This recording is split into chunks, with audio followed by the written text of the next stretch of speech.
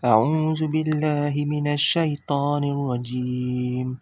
بسم الله الرحمن الرحيم. ألف لام را.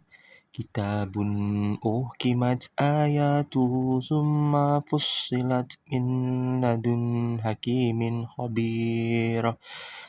ألا تعبدوا إلا الله إنني لكم منه نذير وبشير.